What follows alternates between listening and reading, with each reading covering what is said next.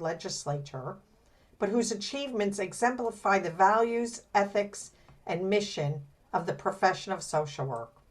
The recipient must significantly contribute to a topic or population of concern to the social work field, such as at risk or vulnerable populations or social injustices. The awardee also must have acted with courage and demonstrated outstanding leadership. Our 2022 honoree illustrates the strength of social work. As an energetic and determined grassroots advocate, she shows an innate ability to connect with impacted populations on a personal level and offers inspiration to those around her. Our awardee is a formerly incarcerated survivor of solitary confinement who has since dedicated her life to justice reform. Upon release from prison, after serving 15 years in the New York State Department of Corrections and 4 years in solitary confinement, she began advocating for change. First in New York and now in Virginia, she campaigns for legislative change concerning long-term solitary confinement.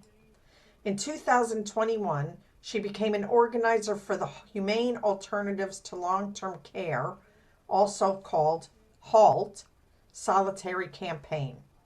On March 31st, 2021, the HALT Solitary Confinement Bill, a bill that largely outlaws the use of solitary confinement in New York State prisons, became law. After advocating in New York for 4 years, she relocated to Virginia, striving for a better life for herself. In June 2021, after having lived in Virginia for only 30 days, she became the coordinator for the Virginia Coalition on Solitary Confinement. Her goal is to use her skills to bring change to the Commonwealth. She tirelessly advocates for judicial reform, meeting with legislators and community members in their own districts across Virginia to spread awareness of the effects of long-term confinement. She bravely uses her own story to share the message that extended solitary confinement is torture and that Virginia must stop using it. Her commitment to the coalition has resulted in its expansion to include directly impacted family members and students as supporters. In January 2022, she was appointed the Virginia Director of Community Engagement at the Interfaith Action for Human Rights. It is with great pleasure and excitement that I announce that the NASW Virginia Chapter's 2022 Public Citizen of the Award goes to Natasha White, coordinator with the Virginia Coalition on Solitary Confinement. Congratulations, Natasha. Your energy and dedication are an encouragement to all of us. And as the NASW chapter or coalition partner, we're so excited to have you as our 2022 recipient.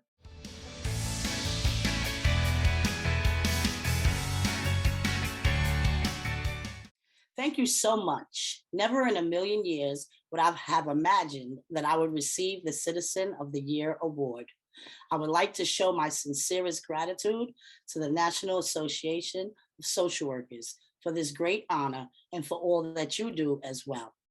I truly appreciate having been recognized and acknowledged for the hard work, dedication, and passion I've poured into this work.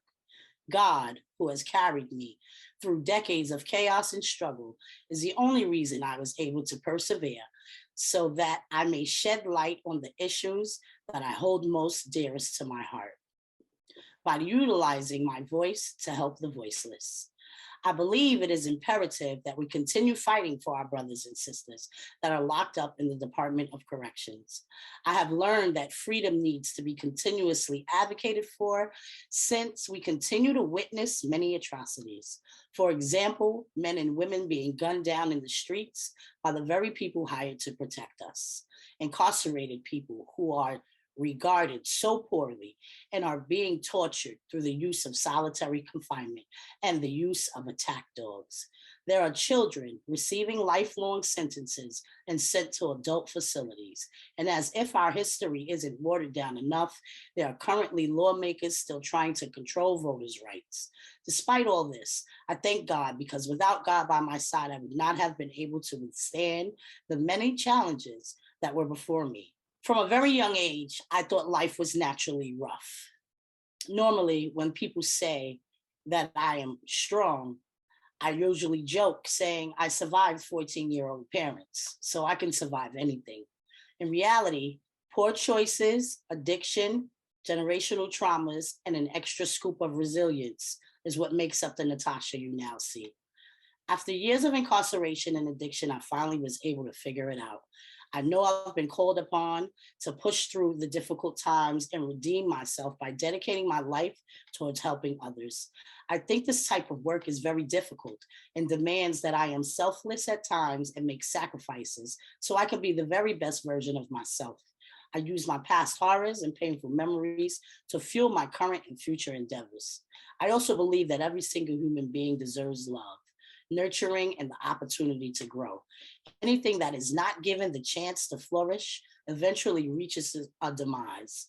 Helping others, being a support and voice for them, can allow each individual that chance of growing and changing for the better. When I was released from prison in 2016, I was introduced to a lot of people that changed my life forever. They taught me what the true meaning of community is, which was a foreign feeling before, as I was alone for so long. Then I learned from all those wonderful people how to process and push through even my worst days. I want to recognize some of those people today, otherwise known as my A team. My sister and best friend, Kendra Clark, who has been by my side since 2011. Sarita Dafferty, Grace Ortez, Evelise Galestra, Darren Mack, Marco Barr, and Angel Toros. Thank you all for your constant guidance and support.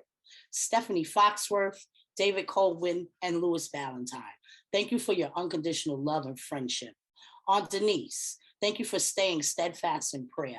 I know you have prayed so much for me that when you go to the Lord on my behalf, before you ask, he is already working.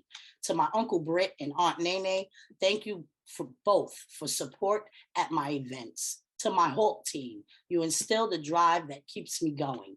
Thank you, Victor Pate, for consistently straightening my crown. Dominique Hernandez, although we came into each other's lives like rams, we eventually became deeply connected to one another. We like to say we have matching halves to the same heart due to our shared emotional traumatic experiences. Thank you for showing me how to forgive both myself and others. To Damon Smith, thank you for creating a safe space for me to reinvent my life. Thank you all for your support. Thank you to each and every one of you for the mark you all have left on my life. I love you all. I want to also address my Virginia family, specifically the Coalition on Solitary Confinement. Solitary no more, VA. We still have a long way to go, but I have faith in our future victories.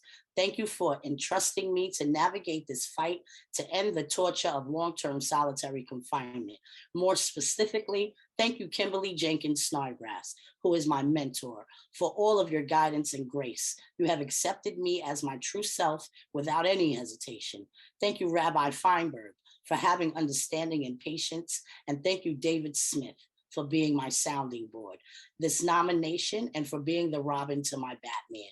There are a million more people I can add to this already long list, but I only have 5 minutes. It is a good thing that I am a fast talker.